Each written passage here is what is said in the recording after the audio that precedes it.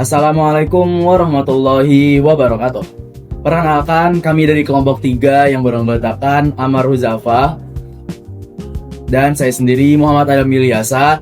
Lalu di paling kanan ada Susan Anis dan di sebelah kanan saya ada Raditya Hafiz dan satu anggota kami yaitu Rifki Marasetia yang kebetulan hari ini sedang tidak bisa hadir karena sedang sakit. Akan tetapi nanti akan ada bagiannya, yaitu di bagian kesimpulan serta editing video ini. Oke, proyek yang akan kami bawakan adalah tentang proyek konveyor, khususnya pada matkul PLC kali ini. Selanjutnya akan dilanjut pada pembahasan mengenai latar belakang serta tujuan dari proyek konveyor ini. Kepada Susan Anis, waktu dan tempat dipersilahkan. Jadi di sini saya akan sedikit menjelaskan tentang latar belakang dan tujuan dari proyek yang telah kita buat, yaitu konveyor ini. Jadi proyek konveyor ini dilatar belakangi oleh kebutuhan industri akan proses pemindahan dan pemilihan barang yang lebih cepat dan efisien. Metode manual masih rentan terhadap kesalahan dan membutuhkan waktu yang lebih lama. Oleh karena itu, kami merancang sistem konveyor otomatis berbasis PLC yang terintegrasi dengan Factory IO. Nah, tujuan dari proyek kita ini untuk membuat sistem yang dapat mendeteksi dan memilah barang secara otomatis ke jalur yang sesuai sehingga proses produksi menjadi lebih efektif dan akurat. Baik, mungkin untuk bab komponen akan dijelaskan oleh rekan saya. Di sini saya akan melanjutkan ke bagian komponen sistem. Yang sudah pasti ada ialah start dan stop button. Di sini berguna untuk menyalakan dan mematikan sistem yang telah kami buat. Lalu ialah vision sensor, ialah sensor kamera yang berfungsi untuk mendeteksi objek secara visual berdasarkan warna. Karena kami menggunakan dua objek kerja, ya ini dua objek kerja dengan warna berbeda. Selanjutnya ialah machining center. Ini itu untuk menahan objek kerja yang akan diproses ketika mesin sedang memproses sebuah objek kerja gitu. Jadi misalkan kita kedatangan objek kerja baru nih, jadi objek kerja itu akan di pending ketika mesin itu sedang memproses objek kerja lain. Nah, setelah objek kerja dipindahkan atau keluar dari mesin, nah objek tersebut baru akan masuk ke mesin gitu. Nah, selanjutnya ialah belt conveyor. Di sini kami menggunakan belt conveyor 2 meter dan 6 meter. Ini adalah inti dari proyek, yaitu adalah belt transportasi yang menggunakan sabuk bergerak tanpa putus untuk memindahkan barang. Jadi nanti di bagian 2 meter itu adalah tempat penyaluran objek kerja yang sebelum diproses, dan konveyor 6 meter untuk di bagian sortir gitu setelah objek diproses gitu. Selanjutnya ialah emitter, komponen simulator yang berfungsi untuk memunculkan benda kerja baru secara otomatis. Lalu adalah pivot arm sorter. Ini adalah semacam tangan mekanik gitu, untuk memindahkan objek kerja dari konveyor penyalur barang kerja ke mesin, lalu dari mesin ke konveyor pensortiran gitu. Lalu di sini ada wiring light. Di sini berfungsi untuk sebagai indikator gitu. Indikator kalau mesin kita nyala, mati, atau mengalami kejadian hal lain gitu. Selanjutnya ialah hasil project. Sistem otomasi manufaktur ini berhasil mengintegrasikan seluruh komponen input dan output dengan baik melalui program PLC. Nah, ketika tombol start ditekan gitu, nah si barang atau objek kerja itu akan muncul, lalu akan dipindahkan ke mesin dengan menggunakan tangan mekanik. Nah, mesin akan memproses barang kerja yang telah ditaruh oleh tangan mekanik. Nah, dari tangan mekanik itu dia akan memindahkan ke konveyor gitu. Nah, dari konveyor itu terdapat vision sensor untuk mendeteksi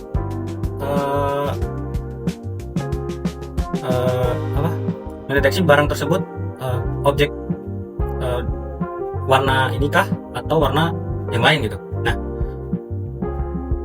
dan itu sudah bekerja dengan baik. Sementara fitur binary increment berhasil menghitung setiap produk yang lolos secara akurat dan menampilkan langsung pada digital display. Baik, selanjutnya akan lanjutkan ke bagian demonstrasi. Untuk saudara Muhammad Adam Ilyasa, waktu dan tempat dipersilahkan. Oke, di sini saya akan mencoba untuk fitur stop. Tadi saya belum mencoba untuk fitur stop. Kali ini saya akan mencoba untuk fitur stop yang ada pada sistem ini. Oke, saya akan coba stop. Oke, bisa dilihat di sini bahwa sistem telah berhenti. Saat akan dilakukan penyelesaian satu siklus terlebih dahulu. Nah, oke. Di sini walaupun sudah menyelesaikan satu siklus, tidak akan terjadi looping atau emitter tidak akan lagi memberikan supply dari benda-benda, yaitu baik itu biru maupun hijau, karena sistem telah di stop. Oke, kita akan coba start lagi.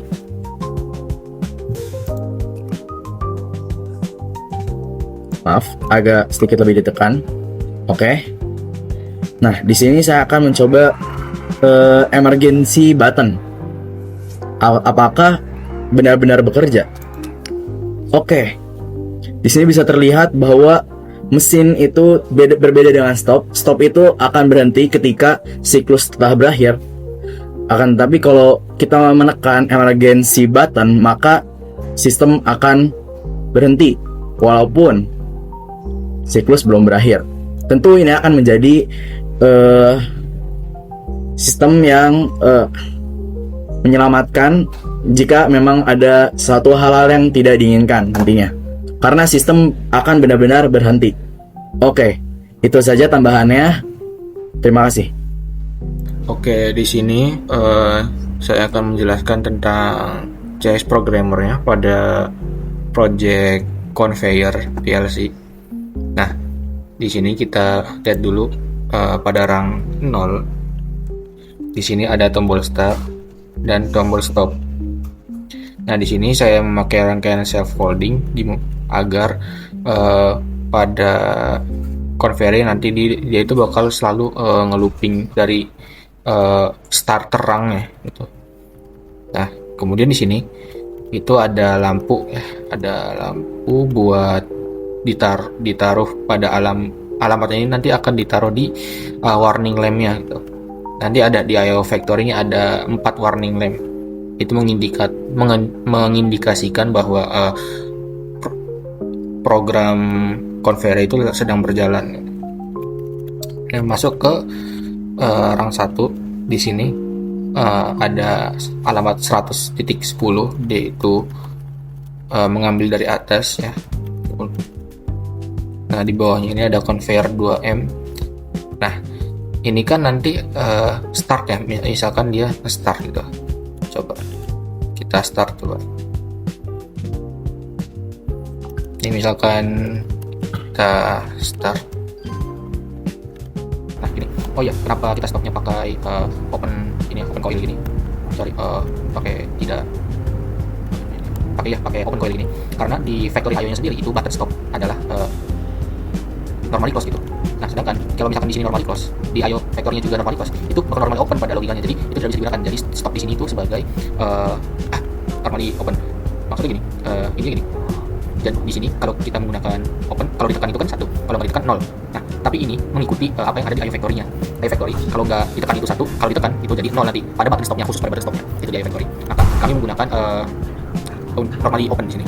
Itu agar normally close. Kalau kita menggunakan normally close, malah nanti nggak akan jalan-jalan gitu. Oke, kita lanjut pada rang 1 lagi tadi ya. Kita udah running di sini. Nah, nanti mesin 1 itu akan otomatis menyala. Dia bakal menyala kalau udah ada kalau udah ada bahan-bahannya.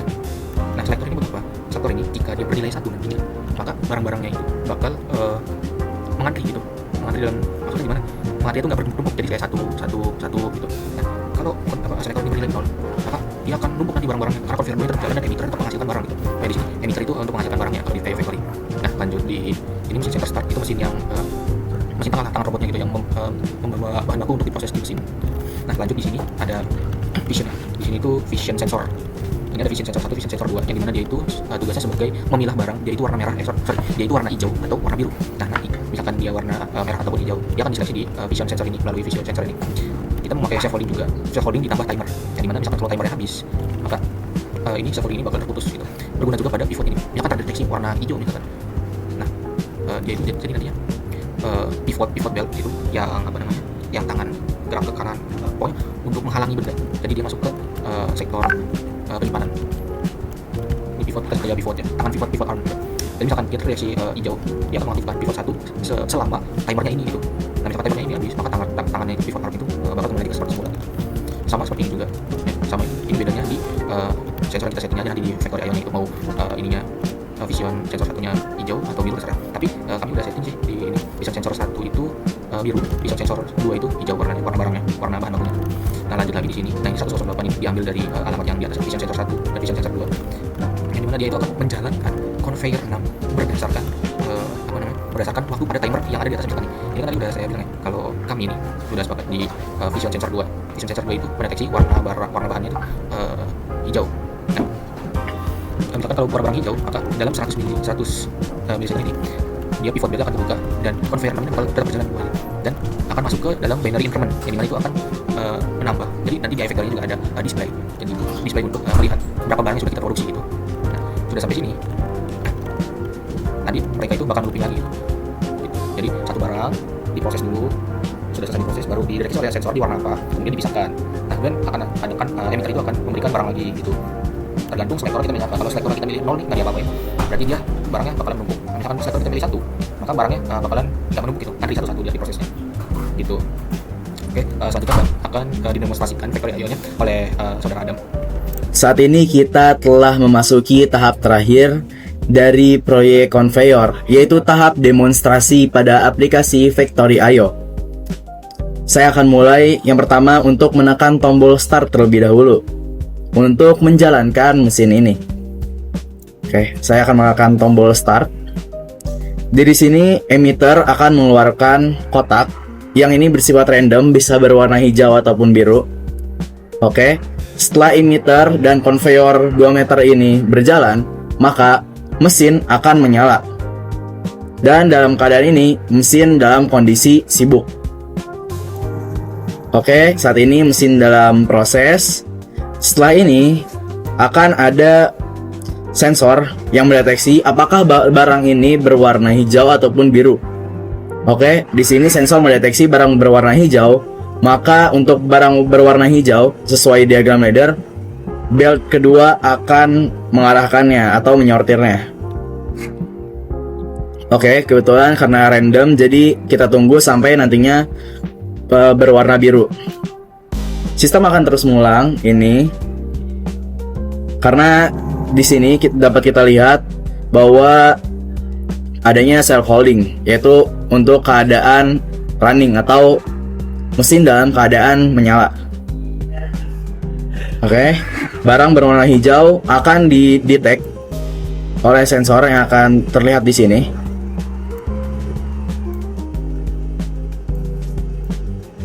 Ini adalah sensor biru dan yang hijau tadi. Oke, kebetulan karena memang random, ini masih berwarna hijau, jadi penjelasan untuk yang birunya akan ditahan dulu. Untuk alur red seperti tadi, yaitu yang pertama saya tekan tombol start, emitter akan mengeluarkan kotak random berwarna biru ataupun hijau. Lalu setelah itu conveyor akan berjalan sehingga mesin dapat mengambil, dan setelah itu mesin akan memproses barang. Setelah barang diproses, maka barang akan masuk sini, conveyor 6 meter yang nantinya akan disortir.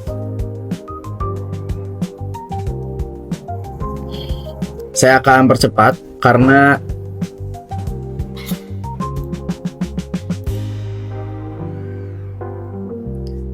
sambil menunggu barang yang berwarna biru sebagai bukti bahwa alat ini benar-benar bekerja untuk sortir, baik itu barang berwarna biru maupun barang berwarna hijau.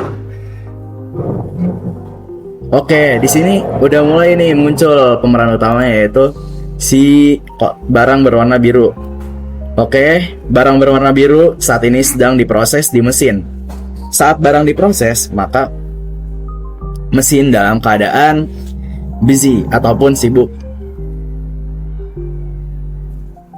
Oke, setelah barang sudah diproses, maka barang ini akan dideteksi oleh sensor. Kedua sensor di sini, jika barang terdeteksi warna biru, maka belt 1 akan aktif dan tersortir.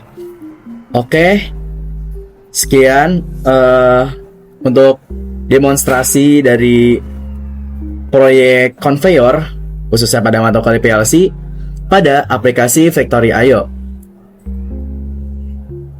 Selanjutnya akan memasuki tahap kesimpulan yang akan dijelaskan oleh Mo Rifki Marasetya.